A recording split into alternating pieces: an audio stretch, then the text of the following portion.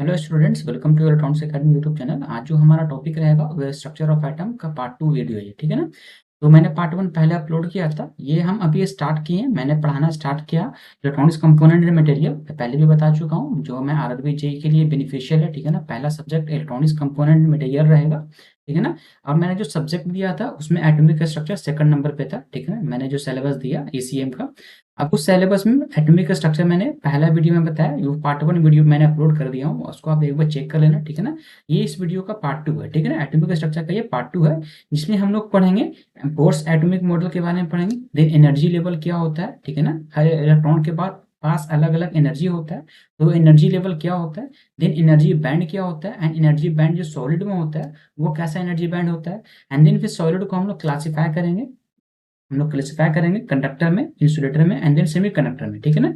And then उन सब का एनर्जी बैंड क्या होगा, और जैसे ही ये खत्म होगा फिर हम लोग स्टार्ट करेंगे semi conductor physics. That means कहने का मतलब हम लोग सिर्फ और सिर्फ यहाँ से पढ़ेंगे सेमी कंडक्टर के बारे में, that is silicon and germanium के बारे में। तो पहले ये जो मैं स्ट्रक्चर ऑफ एटम पढ़ा रहा हूँ, ये जो रहेगा थोड़ा सा मतलब समझो कि मैं एक ओवरव्यू दे रहा हूँ, क्योंकि मैं केमिस्ट्री नहीं पढ़ा रहा हूँ, ठीक है ना। क्योंकि केमिस्ट्री आप जब पढ़ोगे एटॉमिक स्ट्रक्चर तो उसमें थोड़ा डीपली पढ़ना पड़ता है, उसमें हम लोग पूरा एक तरह का बोर्ड्स मॉडल भी पढ़ेंगे, फिर उसके बाद कि किस तरीके से फिल करते हैं, ठीक है ना। अब बाउ प्रिंसिपल वगैरह भी आता है, क्वांटम नंबर भी आता है, ठीक है ना। 4 तरह का क्वांटम नंबर होता है, तो हमें वो सब नहीं पढ़ना है, ठीक है ना। क्योंकि हम लोग उतना डीपली वो सब केमिस्ट्री में हम लोग पढ़ेंगे जब हम लोग स्टार्ट करेंगे नॉन टेक्निकल, तो ठीक है। अभी हम लोग टेक्निकल पढ़ रहे हैं, तो टेक्निकल में हम लोग वैसा चीज़ को पढ़ेंगे जो रिलेट कर रहा है एक इलेक्ट्रॉनिक्स कंपोनेंट मटेरियल और सेमी कंडक्टर में मुझे हेल्प करेगा वो चीज़, ठीक है ना। तो क्या क्या पढ़ना है मुझे, बेसिक बेसिक ओवरव्यू लेना है, ठीक है ना। एनर्जी बैंड क्या होता है, क्योंकि हम लोग जब सेमी कंडक्टर स्टार्ट करेंगे ना तो वहाँ पे हम लोग को ये सारा कुछ मिलेगा, ठीक है ना। तो मैं एटॉमिक स्ट्रक्चर के बारे में हल्का फुल्का एक ओवरव्यू दे दूंगा, ठीक है। चलो फिर वीडियो को शुरू करते हैं। अगर आप चैनल पे नए आए हो तो चैनल को सब्सक्राइब करना, अगर वीडियो अच्छा लग रहा है हमारा, ठीक है ना, तो आप हमारे वीडियो को लाइक करना, ठीक है ना, एंड अपने दोस्तों में शेयर भी कर देना, ठीक है। चलो फिर वीडियो को शुरू करते हैं एंड देखते हैं आगे। देखो, तो हम लोग क्या पढ़ने वाले थे, हम लोग एटॉमिक स्ट्रक्चर पढ़ने वाले थे, ठीक है। हम लोग क्या पढ़ेंगे, एटॉमिक स्ट्रक्चर। तो ये अपना हम लोग पढ़ रहे हैं, हेडलाइंस मार देता हूँ, एटॉमिक स्ट्रक्चर, स्ट्रक्चर, ओके ना। एंड ये इसका पार्ट 2 है, ठीक है। तो एटॉमिक स्ट्रक्चर देखो, हम लोग इसमें एटॉमिक स्ट्रक्चर में अब आप समझो कि जैसे कि हम लोग, मैंने क्या बताया आपको, अभी अभी मैंने आपको बताया कि अब हम लोग जो एटॉमिक स्ट्रक्चर पढ़ रहे हैं, हम लोग एक मतलब इलेक्ट्रॉनिक्स के लेवल पे पढ़ रहे हैं, ठीक है ना। हम लोग केमिस्ट्री लेवल पे नहीं पढ़ रहे हैं, क्योंकि केमिस्ट्री लेवल पे अगर एटॉमिक स्ट्रक्चर पढ़ोगे तो एक बहुत बड़ा सिलेबस हो जाता है एटॉमिक स्ट्रक्चर का, ठीक है। उसमें अलग अलग लेवल पे पढ़ना पड़ता है, बट हमें जो जरूरत रहेगी मैं उस चीज़ों को बताऊंगा यहाँ पर।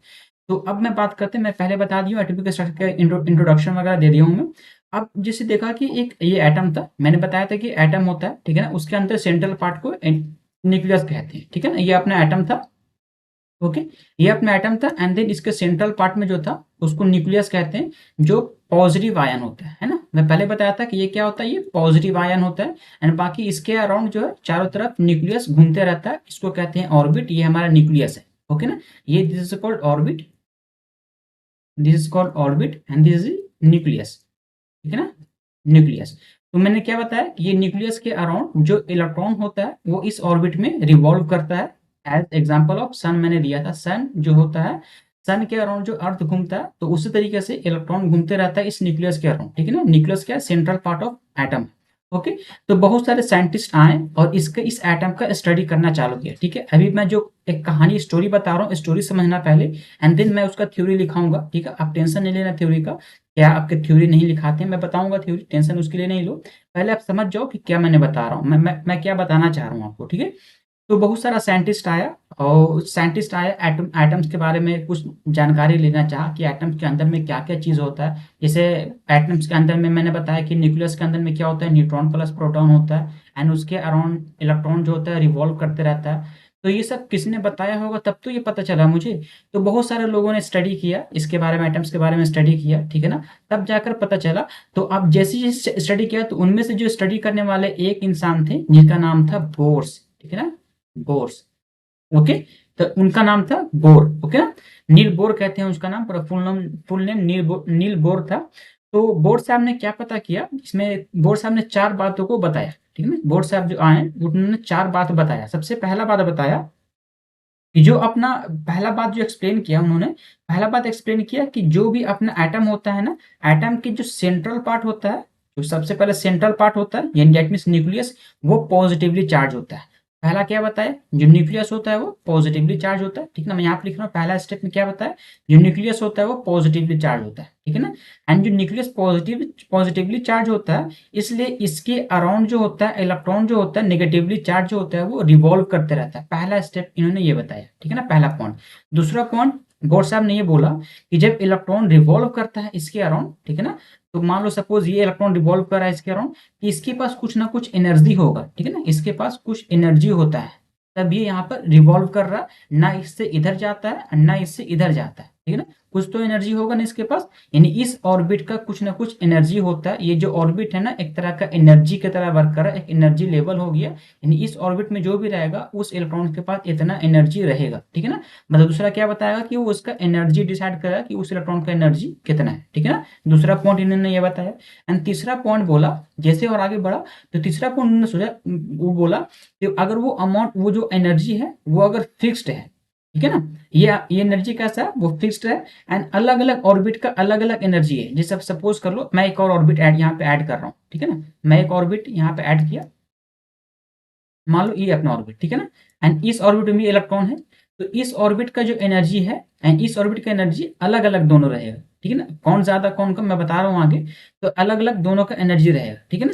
अब जैसे ये तीसरा पॉइंट जैसे आया कि एनर्जी तो ऑर्बिट का अलग अलग है, बट बोर ने क्लियर कर दिया ये कि अगर मान लो सपोज ये first N is equal to 1 orbit है, N is equal to second orbit है ये, तो जो एन के पास, जो एन ऑर्बिट के पास, वन ऑर्बिट के पास जो एनर्जी होगा वो less than as compare to इस वाले इलेक्ट्रॉन के पास होगा। दैट मीन्स कहने का मतलब, मान लो सपोज कर लो कि इलेक्ट्रॉन 1 है ये एंड इलेक्ट्रॉन 2 है ये, तो जो इलेक्ट्रॉन 1 के पास एनर्जी होगा वो लेस देन इलेक्ट्रॉन 2 के पास होगा।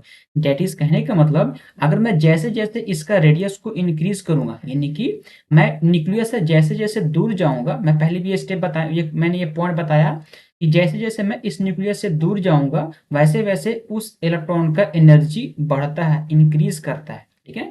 That is radius is inversely proportional to energy, okay ना। मैं energy, sorry, directly proportional to energy, ठीक है ना, डायरेक्टली प्रोपोर्शनल टू एनर्जी होगा, डायरेक्टली प्रोपोर्शनल टू एनर्जी। जैसे जैसे मैं रेडियस को बढ़ाऊंगा वैसे वैसे हमारा एनर्जी इंक्रीज करेगा, ओके ना। तीसरा बात इन्होंने ये बताया, ये क्या बताया कि रेडियस के बारे में, एनर्जी के बारे में बताया, यानी कि एनर्जी किस तरीके से इंक्रीज करता है, तो एनर्जी इंक्रीज के बारे में बताया इन्होंने। फिर चौथा पॉइंट बोला कि जो भी अगर सपोज कर लो कोई इलेक्ट्रॉन यहाँ पर अभी है, ठीक है, अभी इलेक्ट्रॉन यहाँ पे प्लेस है, ये चाहता है कि मैं इस वाले ऑर्बिट में चला जाऊं, तो अगर ये इस वाले ऑर्बिट में जाना चाहता है तो मैं इसको बाहर से एनर्जी सप्लाई करूंगा, तब ये यहाँ पर चला जाएगा, ठीक है ना। तो जो मैं एनर्जी बाहर से दूंगा, ठीक है ना, क्योंकि इसके पास मान लो सपोज करो इसके पास 4 इलेक्ट्रॉन वोल्ट एनर्जी है, ठीक है ना, एंड देन इसके पास हर हाल में इसके पास 6 इलेक्ट्रॉन वोल्ट एनर्जी होगा, यानी इससे तो ज्यादा होगा। तो अगर इसको 4 से 6 इलेक्ट्रॉन वोल्ट आने के लिए मुझे 2 इलेक्ट्रॉन वोल्ट इसको सप्लाई देना पड़ेगा, ठीक है ना, तब ये इस वाले ऑर्बिट में ये कूद कर आ जाएगा, ठीक है ना, अपने इस वाले ऑर्बिट में आ जाएगा। यानी इस ऑर्बिट को, अगर इस वाले ऑर्बिट में आ जाएगा तो इस इलेक्ट्रॉन को कहते हैं एक्साइटेशन, इस स्टेट को कहेंगे एक्साइटेशन स्टेट, ठीक है ना। यानी इलेक्ट्रॉन जो एक्साइटेशन स्टेट में चला जाएगा, ठीक है ना। तो यहाँ पे क्या बताया, एक्साइटेशन के बारे में बताया। ये चार बात को आप समझ लो, बोर्ड साहब ने क्या क्या बताया, चार बात। पहला बात बताया कि कोई भी एटम होता है उसका सेंट्रल पार्ट जो होता है न्यूक्लियस, वो पॉजिटिवली चार्ज होता है, ठीक है ना, वो पॉजिटिवली चार्ज होता है। एंड सेकंड बात उन्होंने बताया, एंड उसके उसके अराउंड जो नेगेटिवली चार्ज जो पार्टिकल होता है वो रिवॉल्व करते रहता है, पहला बात। सेकंड बात इन्होंने बोला कि जो इलेक्ट्रॉन रिवॉल्व करता है उसके पास कुछ ना कुछ अमाउंट ऑफ एनर्जी होता है, ठीक है, और वो अमाउंट ऑफ एनर्जी इंक्रीज करता है अगर मैं इस सेंट्रल पार्ट से, यानी न्यूक्लियस से मैं दूर जाऊंगा, तो वो एनर्जी जो है वो इंक्रीज करेगा। एंड फोर्थ बात इन्होंने बोला कि अगर सपोज करो कोई फर्स्ट ऑर्बिट में इलेक्ट्रॉन है, वो चाहता है कि सेकंड ऑर्बिट में जाए हम, या थर्ड ऑर्बिट में जाए, तो जितना उसके पास एनर्जी है वो उससे ज्यादा हाई एनर्जी लेवल पे जाना चाहता है, तो मैं जितना एनर्जी उसको रिक्वायर्ड रहेगा मैं उसको एनर्जी बाहर से सप्लाई दूंगा, तो वो एनर्जी लेकर वो एक्साइटेशन स्टेट में चला जाएगा। डेट मीन्स वो लास्ट जहां पर वो जाना चाहता है वो वहां तक चला जाएगा। तो ये बोर्स का चार बात था, ठीक है, मैं इसको अच्छे से लिख दे रहा हूँ। बोर्स एटॉमिक मॉडल यही कहता है, पहला बात मैंने बताया, सेकंड एंड थर्ड, फोर्थ बात, चार बात इन्होंने बताया, ठीक है।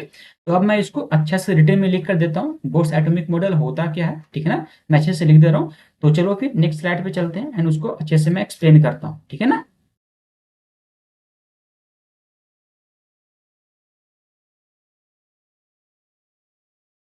ओके, तो देखो नेक्स्ट स्लाइड ऐड कर रहा हूं मैं यहाँ पे सबसे पहले हाईलाइट दे रहा हूँ कि अपने को क्या लिखना है। मुझे सबसे पहले मुझे लिखना है कि बोर्स एटॉमिक मॉडल के बारे में लिखना है ना। तो बोर्स एटॉमिक मॉडल मैं यहाँ पे लिख रहा हूँ सबसे पहले हाईलाइट करके।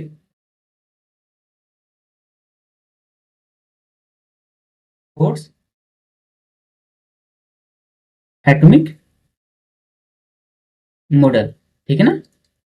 क्या इन्होंने बोला, पहला बात इन्होंने बोला, ठीक है ना, सबसे पहला स्टेप क्या बोला कि एन एटम, मैं उसको अच्छे से एक्सप्लेन करके लिख दे रहा हूँ, ठीक है ना। एन एटम, एक इलेक्ट्रॉन, एक एटम होता है, उसका सेंट्रल पार्ट क्या होता है, न्यूक्लियस, जो पॉजिटिवली चार्ज होता है ना। तो वही मैं उसको एक लैंग्वेज में लिख दे रहा हूँ। An atom, atom consist of, consist of positively charge, ठीक है ना, positively charge nucleus, charge nucleus, ये न्यूक्लियस का स्पेलिंग थोड़ा गलती हुआ, पॉजिटिवली चार्ज न्यूक्लियस, ठीक है ना, around, around which negatively charge,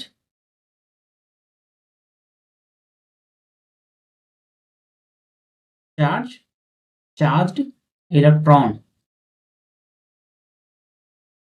revolve, ठीक है ना, revolve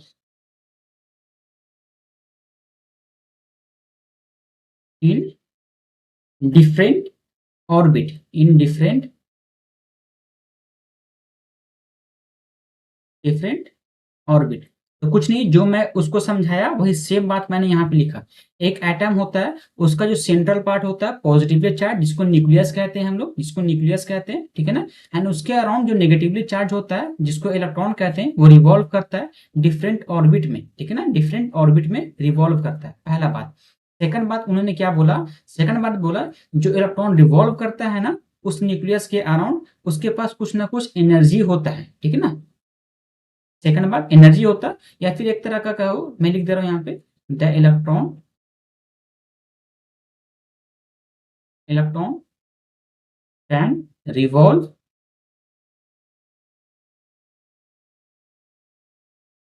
around, revolve around, around the nucleus, nucleus only in certain, एक पॉइंट मैं यहाँ पे ऐड कर दे रहा हूँ, सर्टेन परमिटेड, परमिटेड ऑर्बिट, ठीक है ना। मैं ये कहना चाह रहा हूँ कि जो भी इलेक्ट्रॉन रिवॉल्व करता है वो एक तरह का एक फिक्स्ड ऑर्बिट में रिवॉल्व करेगा, ठीक है ना, एक फिक्स्ड ऑर्बिट होगा, उस फिक्स्ड ऑर्बिट में इलेक्ट्रॉन रिवॉल्व करेगा, ठीक है ना। एंड देन तीसरा पार्ट मैंने बोला कि जो फिक्स्ड ऑर्बिट रहेगा उस ऑर्बिट के पास कुछ ना कुछ अमाउंट ऑफ एनर्जी होगा, the amount, the electron in each permitted, ठीक है ना, permitted orbit have, orbit have certain amount of, fixed amount of, certain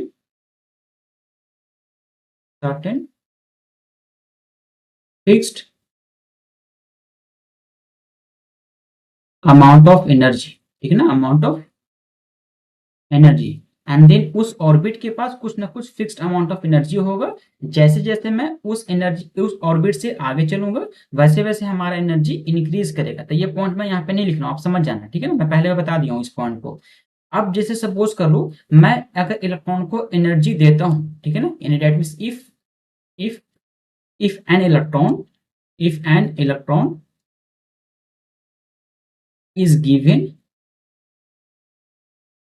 additional energy, ठीक है ना, additional energy, energy, that means it is lifted, lifted to the higher orbit, higher orbit. Okay ना। तो मैंने उस इलेक्ट्रॉन को अगर मैं एनर्जी दूंगा तो वो कहाँ चला जाएगा, आगे जाके हायर ऑर्बिट पे वो चला जाएगा। जैसे सपोज कर लो अगर वो n इज इक्वल टू 2 पर है तो कहाँ लिफ्ट होकर चला जाएगा, वो n इज इक्वल टू 3 पे चला जाएगा। ठीक है ना, अगर मैं उसको एनर्जी दूंगा तो ये चार बात बोर्स एटॉमिक मॉडल ने बोला। सबसे पहला क्या बोला कि कोई भी सेंट्रल एटम जो होता है, सेंट्रल एटम जो होगा वो कैसा होता है, वो पॉजिटिवली चार्ज होता है जिसको न्यूक्लियस कहते हैं हम लोग। ठीक है ना, जिसको क्या कहते हैं, न्यूक्लियस। एंड उसके अराउंड जो नेगेटिवली चार्ज होता है इलेक्ट्रॉन, वो रिवॉल्व करते रहते हैं डिफरेंट ऑर्बिट में।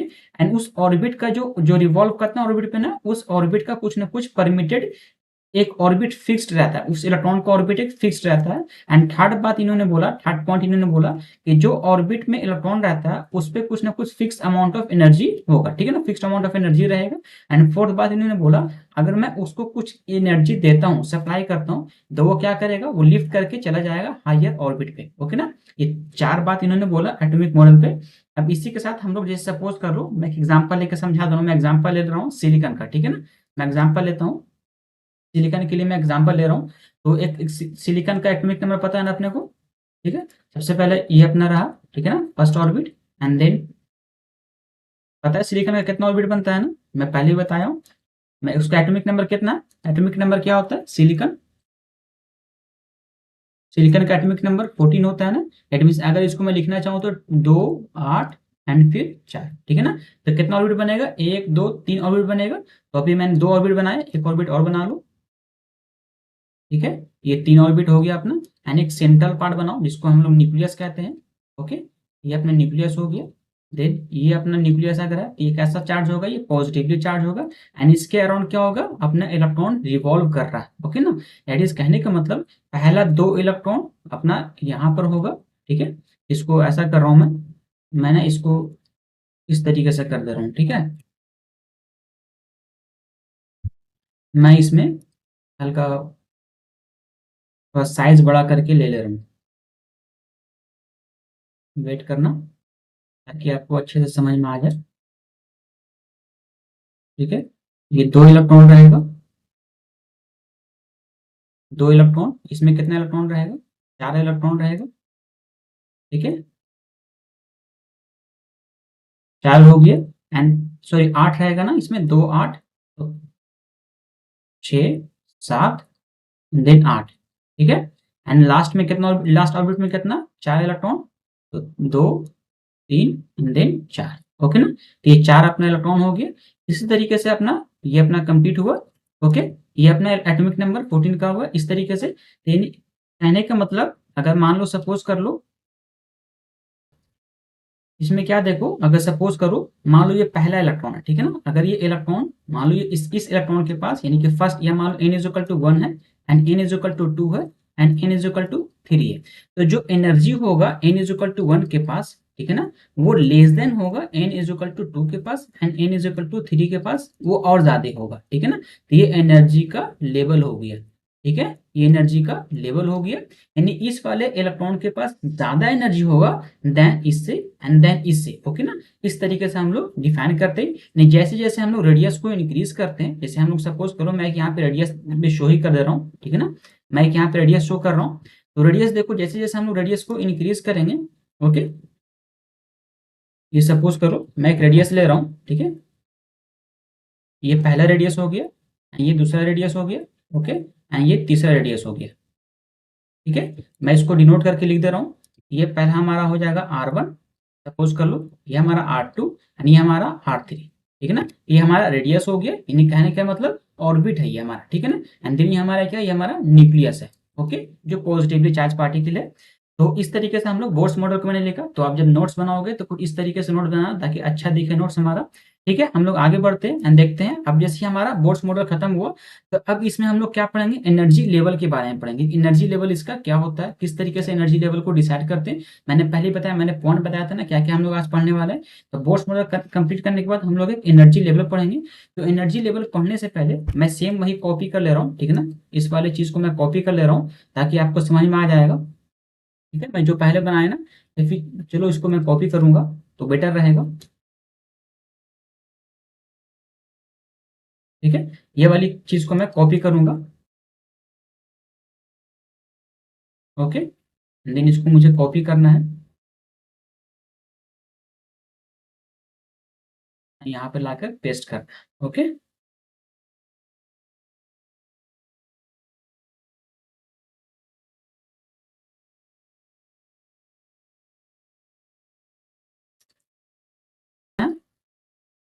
मैं यहाँ पे पेस्ट कर दिया। ठीक है, मैं यहाँ पर पेस्ट कर दिया इस तरीके से। अब देखो, अब समझो आप, ये मैंने बताया ये अपना हो गया। मैं अभी जो सिलिकॉन के बारे में पढ़ूंगा, ठीक है ना, हम लोग सिलिकॉन के बारे में, क्योंकि हमको पढ़ना है मैं सिलिकॉन के बारे में, इसलिए हम लोग सिलिकॉन के बारे में पढ़ रहे हैं। तो अब आप देखो कि first orbit, second orbit and then third orbit. अब जैसे जैसे हम लोग आगे बढ़ेंगे तो हमको मेन स्टडी करना रहता है लास्ट ऑर्बिट के बारे में, क्योंकि यहीं पर वैलेंस इलेक्ट्रॉन पाया जाता है। जो वैलेंस इलेक्ट्रॉन होता है ना, ये क्या होता है, इसमें वैलेंस इलेक्ट्रॉन होता है, तो मैं पहले भी बताया था, इसमें क्या होता है, वैलेंस इलेक्ट्रॉन। वैलेंस इलेक्ट्रॉन कैसा इलेक्ट्रॉन होता है, जो लूजली बॉन्डेड होता है विथ न्यूक्लियस, यानी न्यूक्लियस के इन्फ्लुएंस से अगर कम बंधा हुआ रहेगा, यानी कि न्यूक्लियस से लूजली बॉन्डेड रहेगा, उस इलेक्ट्रॉन को कहते हैं वैलेंस इलेक्ट्रॉन। और जैसे ही इस न्यूक्लियस के इन्फ्लुएंस से बाहर चला जाएगा, ठीक है ना, देन उस इलेक्ट्रॉन को कहेंगे हम लोग फ्री इलेक्ट्रॉन। ठीक है, मैं पहले सब सारा पॉइंट्स को डिफाइन कर दिया हूं। तो ये अपना हो गया वैलेंस इलेक्ट्रॉन, या वैलेंस, इस सेल को वैलेंस शेल कहते हैं, एंड ये अपना वैलेंस इलेक्ट्रॉन हो गया। ओके, तो हम लोग यहाँ पे एनर्जी लेवल को हम लोग डिसाइड करेंगे कि एनर्जी लेवल क्या होता है। तो सबसे पहले अपना मैंने क्या, अब मैं डिसाइड करूँ एनर्जी लेवल। तो एनर्जी लेवल जो होता है, एक तरह कह लो कि ऑर्बिट के पास जो इलेक्ट्रॉन होता है उसमें जितना एनर्जी पाया जाता है, उस एनर्जी को हम लोग डिफाइन वहां पे हम लोग ड्रा करेंगे। ये सपोज करो मैं एक यहाँ पे लेवल दे रहा हूँ, ठीक है ना, मैं एक लेवल यहाँ पे ड्रा कर रहा हूँ, ये हमारे लिए, ठीक है, ये एंड देन ये रहा। ओके, ये अपना हो गया। एंड देन हम लोग यहाँ पे एक एनर्जी लेवल को डिसाइड करेंगे। तो ये जो एनर्जी लेवल रहेगा, first and then second and then third. Okay ना, ओके। तो अब ये जो एनर्जी लेवल है, सबसे पहले ये अपना कहलाएगा फर्स्ट एनर्जी लेवल। ठीक है, ये अपना कहलाएगा फर्स्ट एनर्जी लेवल। ठीक है, ये कहलाएगा second energy level, energy level. ठीक है, एंड ये कहलाएगा थर्ड एनर्जी लेवल। अब ये कहाँ से अभी आ रहा है मैं बता रहा हूँ, इसको मैं अच्छे से क्लियर करूंगा इसको, ठीक है ना।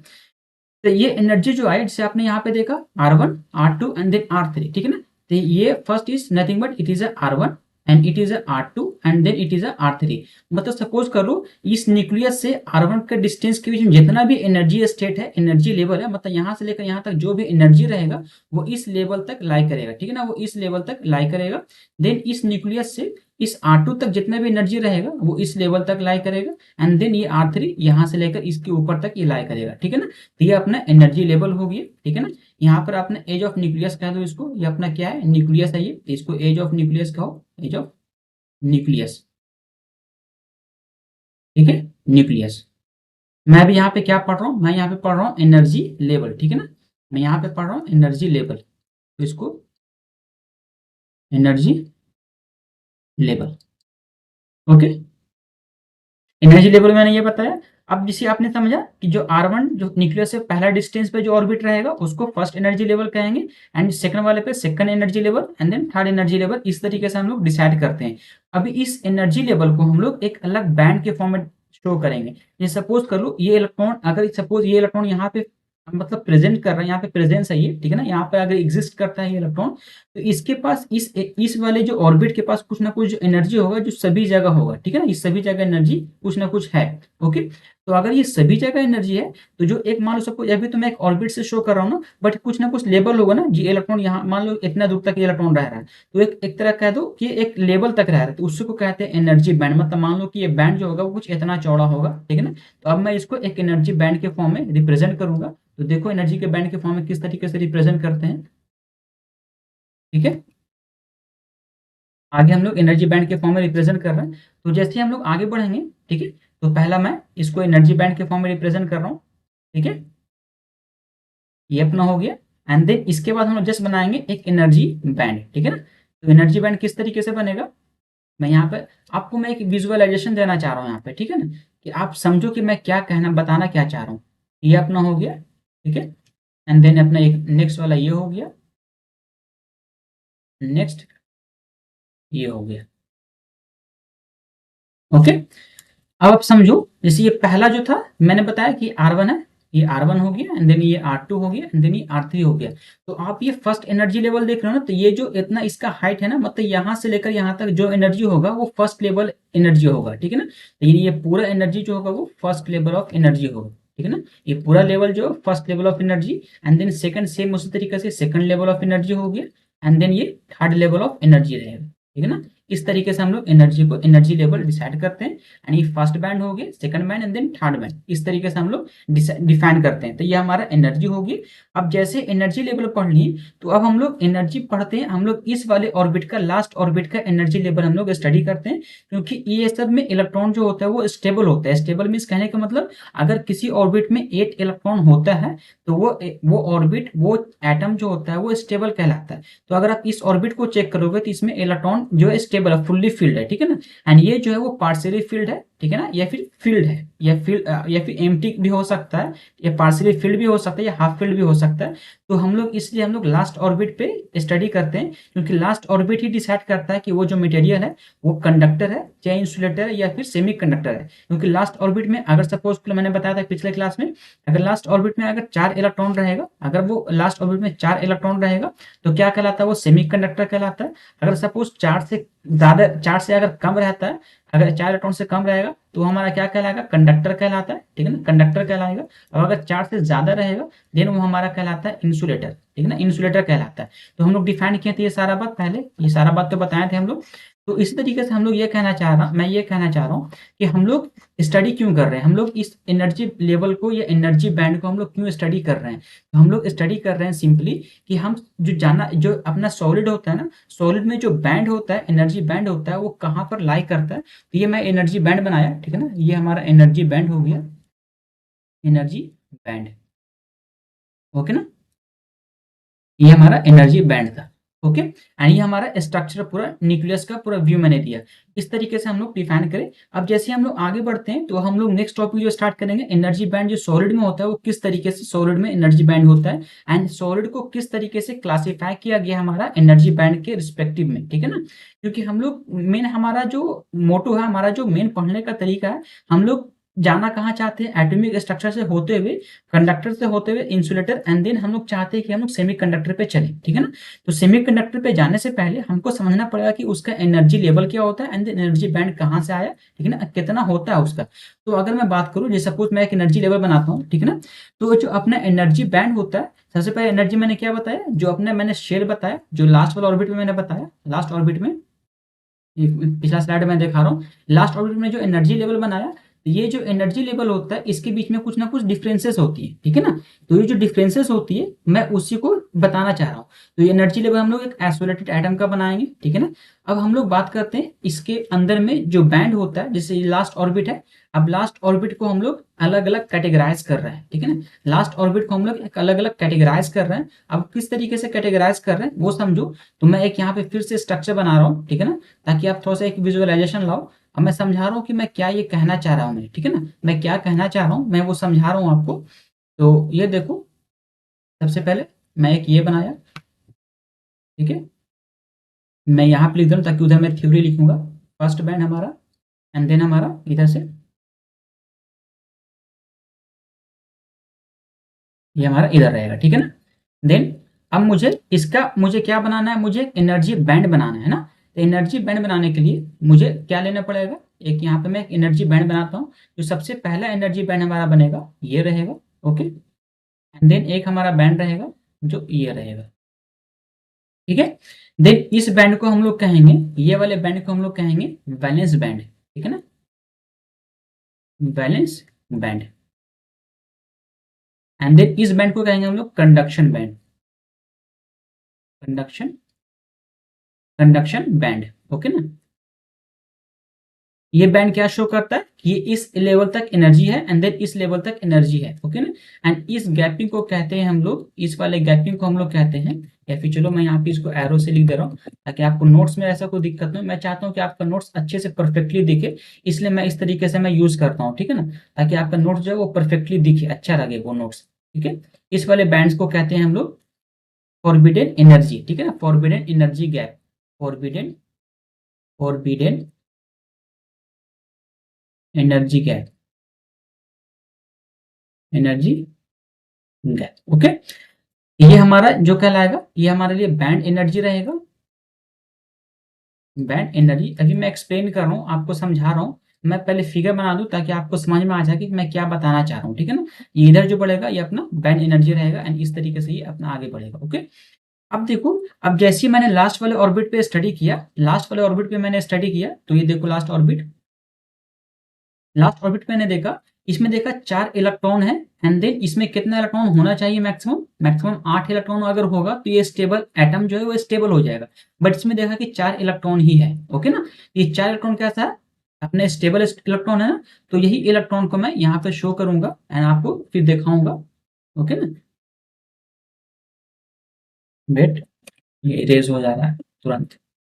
ठीक है, तो चलो, तो हम लोग क्या कर रहे हैं, अब जैसे पहला बैंड जो आया, ये पहला वैलेंस बैंड हो गया एंड देन ये कंडक्शन बैंड हो गया। तो वैलेंस बैंड समझो क्या होता है। वैलेंस बैंड, वैलेंस बैंड वैसा एनर्जी होता है, रेंज ऑफ एनर्जी वैसा रेंज होता है एनर्जी का। वैलेंस बैंड कैसा होता है, एक रेंज ऑफ एनर्जी होता है जिसमें अपना वैलेंस इलेक्ट्रॉन पाया जाता है। डेट मीन्स कहने का मतलब, जो वैलेंस बैंड में इलेक्ट्रॉन जो था ना, ये अपना जो इलेक्ट्रॉन, ठीक है ना, मैंने बताया ये जो अपना इलेक्ट्रॉन था ना, ये वाला इलेक्ट्रॉन, ये जो वैलेंस बैंड पे जो इलेक्ट्रॉन पाया जाता है, उस वो इलेक्ट्रॉन वैलेंस बैंड में रहेगा। ठीक है ना, वो इलेक्ट्रॉन कैसा रहेगा, वैलेंस बैंड में रहेगा। That's called valence band. यानी जो भी इलेक्ट्रॉन इस लेवल पे रहेगा, यानी इस एनर्जी लेवल पे रहेगा, उस एनर्जी लेवल को कहेंगे हम लोग कैसा, वैलेंस बैंड कहेंगे। ठीक है ना, वैलेंस बैंड।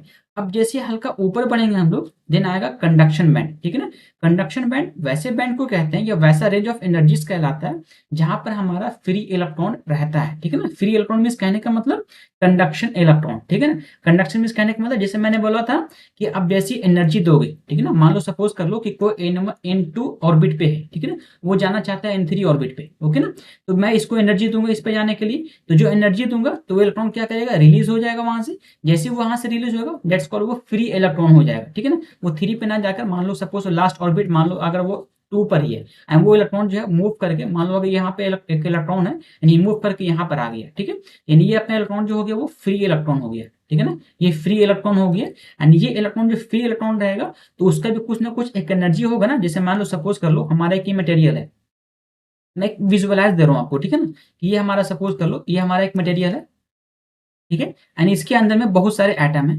इसके अंदर में क्या है, बहुत सारे, इस तरीके से बहुत सारे एटम है, ये बहुत सारे एटम है। ठीक है ना, और भी ले लो, मैं चलो 2 ही 3 को ले रहा हूँ। ठीक है ना, बहुत सारे एटम है एंड इसके अंदर में क्या है, न्यूक्लियस है। ओके, एंड इसके अंदर में बहुत सारे ऑर्बिट है।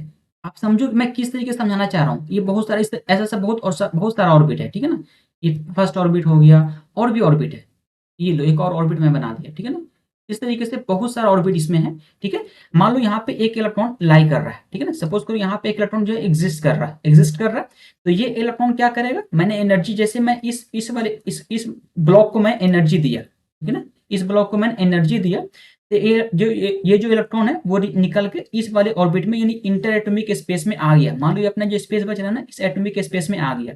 ये इलेक्ट्रॉन यहाँ से बाहर नहीं निकलेगा, इस इंटर एटॉमिक स्पेस में आएगा। That's called free electron. ठीक है ना, इस इलेक्ट्रॉन को कहते हैं हम लोग फ्री इलेक्ट्रॉन। ठीक है, तो ये चाहेगा तो फिर से स्टेबल स्टेट में आ जाएगा, वो अलग बात है। बट मैं समझाना चाह रहा हूँ कि जो इलेक्ट्रॉन, फ्री इलेक्ट्रॉन कहाँ होता है, इस वाले एटम से बाहर नहीं जाएगा, ये जो अपना मटेरियल है ना इसके अंदर में ही रहेगा, इंटर एटॉमिक स्पेस में चला जाता है।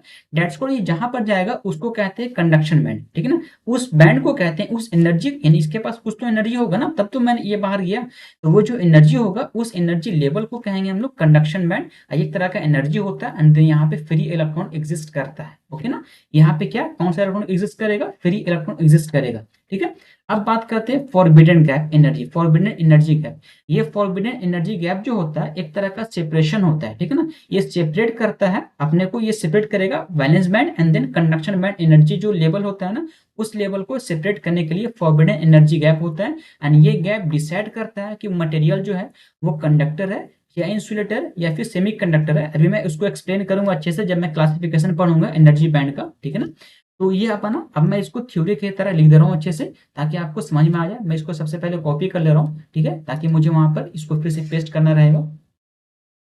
ठीक है, ओके, मैं इसको कॉपी कर ले रहा हूँ एंड देन मुझे वहां पे पेस्ट करना है नेक्स्ट पेज में। ठीक है, तो अब समझो मैं यहाँ पे क्या क्या बताना चाह रहा हूँ। ठीक है ना, तो समझ में आ रहा है ना मैं क्या, मतलब आपको मैं क्या एक्सप्लेन कर रहा हूँ। तो बस उसी चीज़ों को आपको समझना है, ठीक है ना? जिस तरीके से मैं बता रहा हूँ वो आपको समझ में आना चाहिए। ओके, मैं यहाँ पे पेस्ट कर दिया। मेरा टॉपिक क्या था? मेरा टॉपिक था यहाँ पे energy energy bands in solid, ठीक है ना? एनर्जी बैंड इन सॉलिड, ठीक है, सॉलिड्स।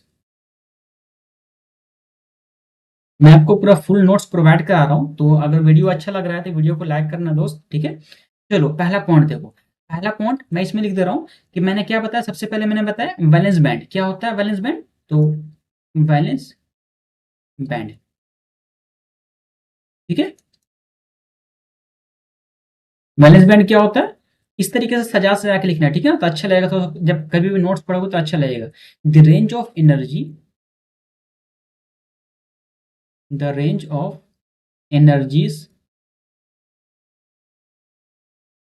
एनर्जीज, ठीक है ना? दैट इज कहने का मतलब जो बैंड होता है ना, बैंड अपना वही एनर्जी पोजेस, पोजेस, ये पोजेस्ड कह दो, ठीक है ना?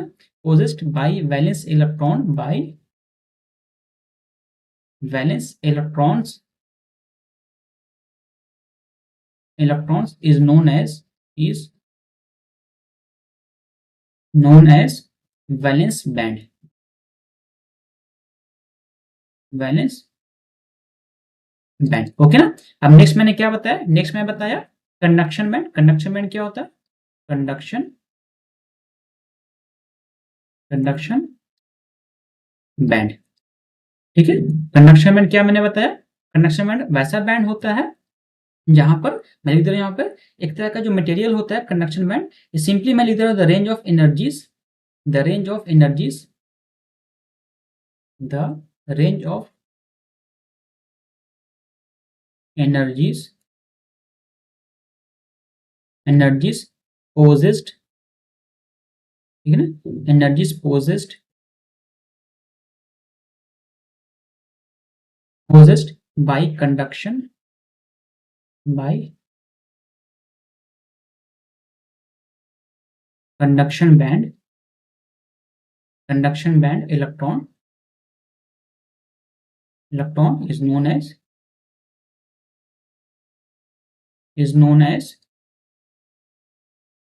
कंडक्शन बैंड, ठीक है ना? मैं पहले समझा दिया हूं क्या होता है कंडक्शन बैंड, कंडक्शन बैंड। फिर नेक्स्ट मैंने बताया एनर्जी, फोरबिडन एनर्जी गैप, ठीक है ना? Forbidden energy gap, forbidden, forbidden energy gap. Forbidden energy gap क्या होता है? The separation between, the separation, separation between conduction band, that's called CB लिख रहा हूं मैं, ठीक है ना? कंडक्शन बैंड को सीबी लिख रहा हूं, and valence band that means VB लिख रहा हूं, ठीक है ना? Valence band on the energy level, energy, energy level, ठीक है, on the energy level diagram, diagram. ये जो फोरबिडन एनर्जी गैप ये घटेगा भी बढ़ेगा भी, ठीक है ना? या फिर ये भी रह सकता है, बराबर भी रह सकता है, ओके ना? Is known as, is known as forbidden, forbidden energy gap, okay ना? तो ये अपना फोरबिडन एनर्जी गैप कहलाता है। इस वाले हम लोग टेबल को कहते हैं, ये टेबल जो कहलाता है, ये हमारा जो लिखा है मैं इसको लिख दे रहा हूँ एनर्जी लेवल डायग्राम, ठीक है ना? एनर्जी, एनर्जी लेवल डायग्राम है ये, ठीक है? Diagram, okay. तो ये मैंने एनर्जी लेवल डायग्राम बनाया। उसके हिसाब से मैं बताया कि वैलेंस बैंड कहाँ पे एग्जिस्ट करेगा, कंडक्शन बैंड कहाँ पे एग्जिस्ट करेगा, and then forbidden energy gap कहाँ पे रहेगा, एंड वैलेंस बैंड में कौन सा इलेक्ट्रॉन होता है। तो वैलेंस बैंड में जो होता है बॉन्डेड इलेक्ट्रॉन रहेगा, ठीक है ना? Bonded electron. कंडक्शन बैंड में जो होगा वो फ्री इलेक्ट्रॉन रहेगा, एंड फॉरबिडन एनर्जी गैप एक तरह का एक सेपरेशन है जो डिसाइड करता है ये कम होगा या ज्यादा होगा, एंड देन ये डिसाइड करेगा मटेरियल पे कि मटेरियल कैसा है, सॉलिड है, सॉलिड में कैसा इंसुलेटर है, कंडक्टर है या फिर सेमी कंडक्टर है, ठीक है ना। तो हम लोग आगे बढ़ते हैं एंड हम लोग फिर क्लासीफाई करते हैं सॉलिड्स को, एंड देन एनर्जी बैंड्स को हम लोग क्लासीफाई करेंगे, ठीक है ना। With respect to energy band हम लोग क्लासीफाई करेंगे सॉलिड्स को, ठीक है। तो जैसे हम लोग सॉलिड्स के बारे में पढ़े, ये बैंड को हम लोग फिर से कॉपी कॉपी तो किया है वो बैंड, ठीक है ना। मैं यहाँ पे पेस्ट कर रहा हूँ फिर से, ठीक है। ये हमारा पेस्ट किया और आगे बढ़ते हैं। जैसे इस बैंड को हम लोग स्टडी करना स्टार्ट किए, ठीक है ना, और भी हम लोग यहाँ पे लेते हैं वो बैंड। ऐसा करो, मैं इसको कट कर रहा हूँ, ठीक है ना। मैं फिर से ऐसा करूँ, इसको कट करूँ, एंड देन मैं फिर से यहाँ पे एक एनर्जी बैंड बना दे रहा हूँ, ठीक है, ताकि आप फिर से समझो कि किस तरीके से बनाना है, ताकि आपको एक याद हो जाएगा। ओके, तो ये लो, मैं सबसे पहले स्टार्ट कर रहा हूँ। ये अपना पहला, मैं यहाँ पे 3 एनर्जी लेवल बना रहा हूँ, ठीक है। पहला एनर्जी लेवल, ठीक है, ये हो गया, एंड देन ये रहा। ओके,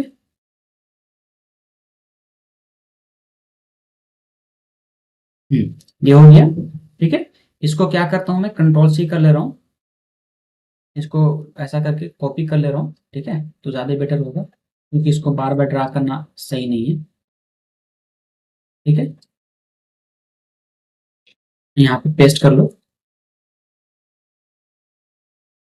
ये हो गया, एंड देन एक और हो जाएगा, एक और पेस्ट करो, एंड देन एक ये हो गया, ठीक है। मैं 3 लेबल ले रहा हूँ, तीनों लेबल से मैं एक आपको एक विजुअलाइजेशन देना चाह रहा हूँ कि किसमें क्या है ये, ठीक है। देन अब मुझे यहाँ पे मैं ले रहा हूँ, सबसे पहले अब मैं एक लेवल बना रहा हूँ, एनर्जी लेवल बना रहा हूँ।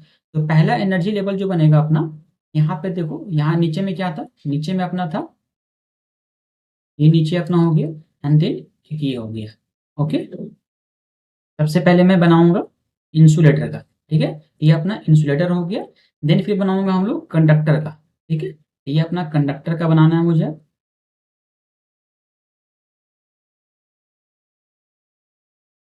कंडक्टर, ठीक है।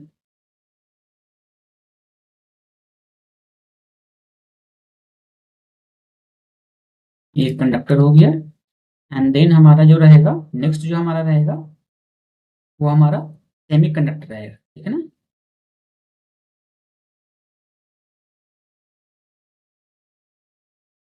ये बड़ा छोटा पे नहीं जाना, क्योंकि मैं ये रैंडम बना रहा हूँ, ठीक है।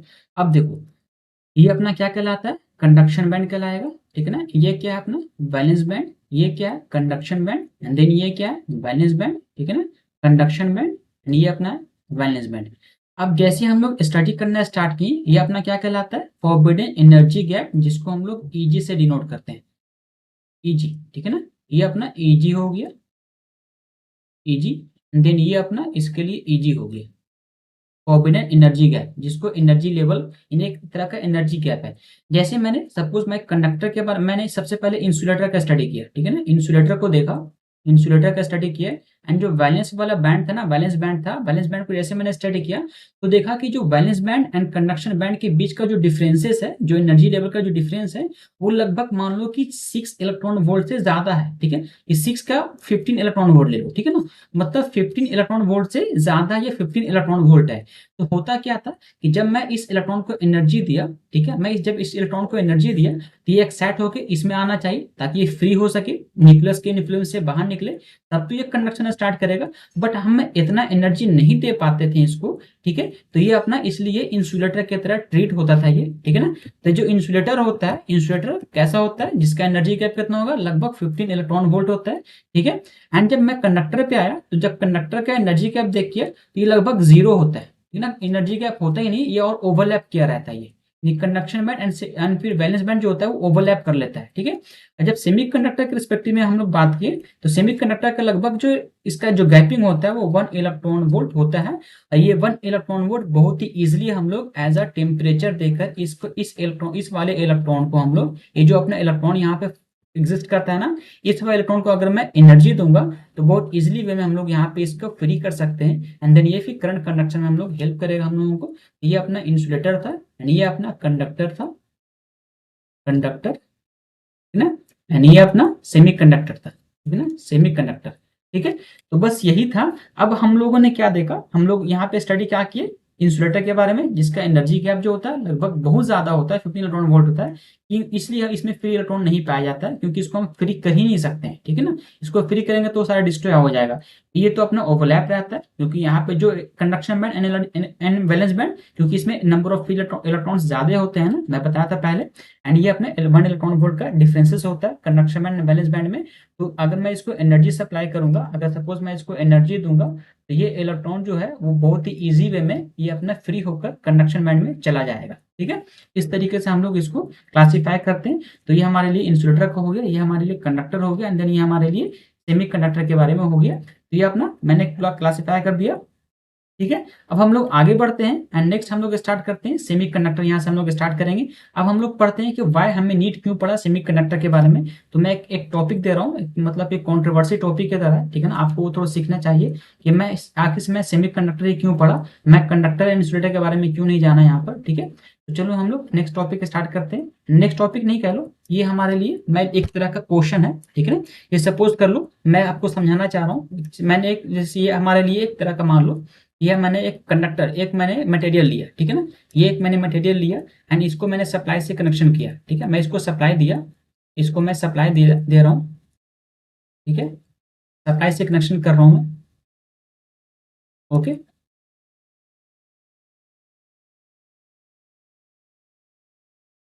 मैं इसको सप्लाई दे रहा हूँ, ठीक है ना, ताकि आप समझो। मैं आपको एक विजुअलाइजेशन देना चाह रहा हूँ कि देखो किस तरीके से क्या होता है, ठीक है। एंड देन ये, ओके।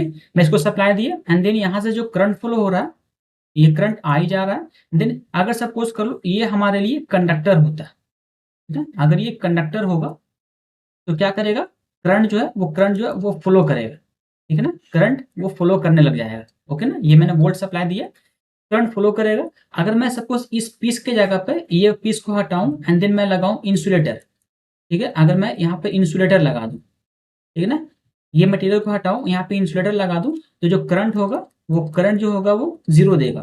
तो हम लोगों ने क्या देखा यहाँ पे, ऐसा एनालाइज किया कि जब मैं कंडक्टर लगा रहा था तो ये सर्किट पूरा ऑन हो रहा था, है ना, ये सर्किट पूरा क्लोज हो रहा था।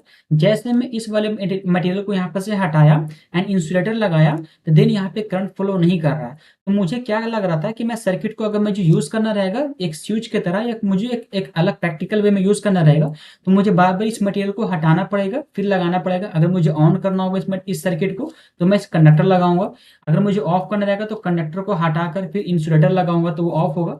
बट ये जो था ना conductor semi conductor and insulator में, ये डिफरेंसेस थे। लेकिन जैसे मैं यहाँ पे सेमी कंडक्टर लगाया, जैसे सपोज को मैंने यहाँ पे सेमी कंडक्टर लगाया, ये मैं अगर सेमी कंडक्टर लगा दिया यहाँ पे, तो होता क्या था कि सेमी कंडक्टर एक ऑफ की तरह भी ट्रीट करता, मतलब कभी एक ऐसा होता कि ये करंट को पास करता या फिर करंट को पास नहीं करता, ठीक है ना। ये 2 स्टेप में हो सकता था कि करंट को पास कर रहा है एंड करंट को पास नहीं भी कर रहा है। तो हम लोग सेमीकंडक्टर को दोनों वे में यूज कर सकते थे, चाहे तो उसको मैं ऑन कर दूं या तो मैं उसको ऑफ कर दूं, बगैर इसको रिमूव किए हुए, इस मटेरियल को बगैर रिमूव किए हुए हम लोग सेमीकंडक्टर को as a on and off की तरह यूज कर सकते थे। इसलिए हम लोग सेमीकंडक्टर का स्टडी करते हैं, ठीक है। तो हम लोग सेमीकंडक्टर फिजिक्स स्टार्ट करेंगे, ये हमारा टॉपिक लगभग कंप्लीट हो गया। अब हम लोग सेमीकंडक्टर स्टार्ट करेंगे, सेमीकंडक्टर फिजिक्स, जिसमें हम लोग बेसिक सेमीकंडक्टर जो मटेरियल होता है सिलिकॉन एंड फिर जर्मेनियम बेसिक होता है, देन कार्बन भी होता है। But why carbon is not used in a semiconductor material, ठीक है ना। तो हम लोग पता करेंगे कार्बन को क्यों यूज नहीं करते हैं एंड सिलिकॉन को यूज करते हैं ज्यादा देन अदर देन जर्मेनियम। तो ये सब सारा जो क्वेश्चंस है जो इंटरव्यू में क्वेश्चन पूछा जाता है, तो मैं सारा क्वेश्चन को सेमीकंडक्टर फिजिक्स में डील करूंगा, ठीक है। तो ये हमारा आज का टॉपिक कंप्लीट हो गया, एटॉमिक स्ट्रक्चर। अब हम लोग जो नेक्स्ट टॉपिक स्टार्ट करेंगे वो हम लोग स्टार्ट करेंगे सेमीकंडक्टर फिजिक्स, जो आपका यहाँ से मेन कोर पेपर आपका स्टार्ट हो गया, ठीक है ना। मेन कोर पेपर आपका यहाँ से आपका मेन ईसीए में स्टार्ट हुआ, इलेक्ट्रॉनिक्स कंपोनेंट मटेरियल यहाँ से आपका स्टार्ट हुआ, ठीक है ना।